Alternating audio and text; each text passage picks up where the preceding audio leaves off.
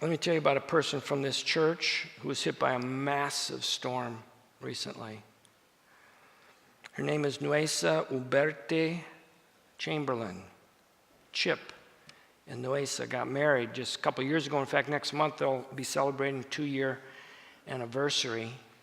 In February, Neusa went back to visit family in Brazil and get caught up with family members there. She's in a car driving to the airport to fly back to Connecticut, and a truck literally runs their car off the road.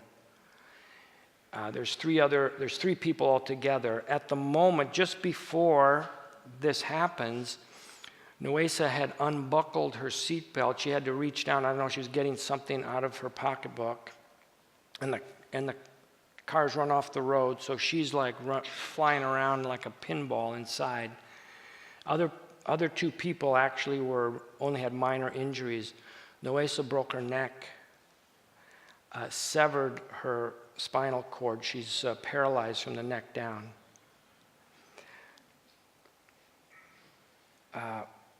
If that happened to you or to someone close to you, what would your attitude be? Let me tell you what Neusa's attitude has been from the beginning.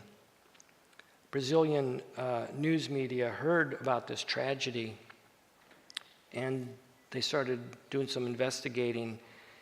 And the EMTs, the nurses, the doctors, all of them, were explaining the severity of things and so on, but they all made comment about Neusa's attitude.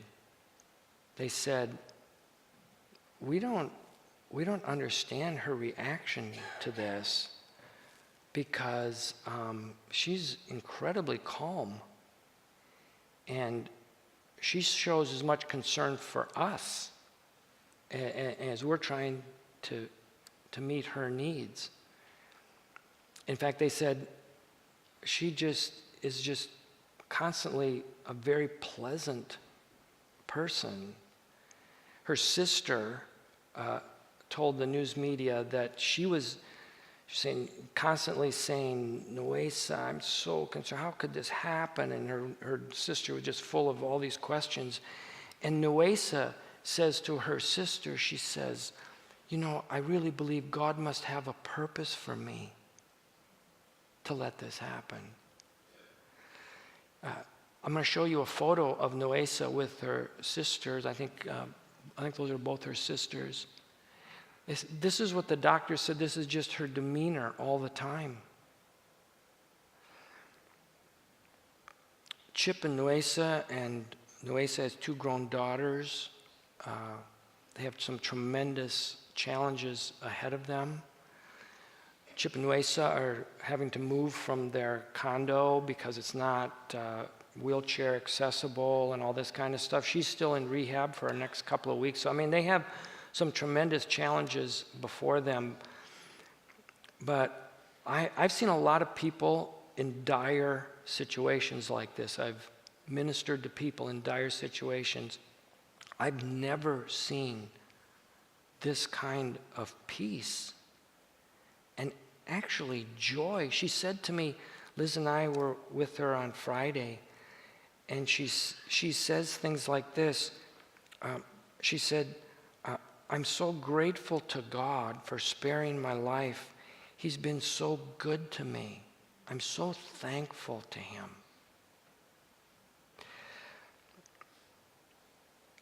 This can only be explained by their faith, which their faith is deep. Their faith is real. If you go in her rehab room at Mount Sinai, it's covered with cards and stuff, but it's also got these posters that she has asked to be put up of scripture and sayings from other people. She's been watching videos of Johnny Erickson Tada. She's listening constantly to Christian music. This is the Spirit of God who every day she relies on to deliver her from despair. to enable her to see her life has purpose. Even if she doesn't know specifically what it is, she's thankful to be alive. What's your attitude about your circumstances?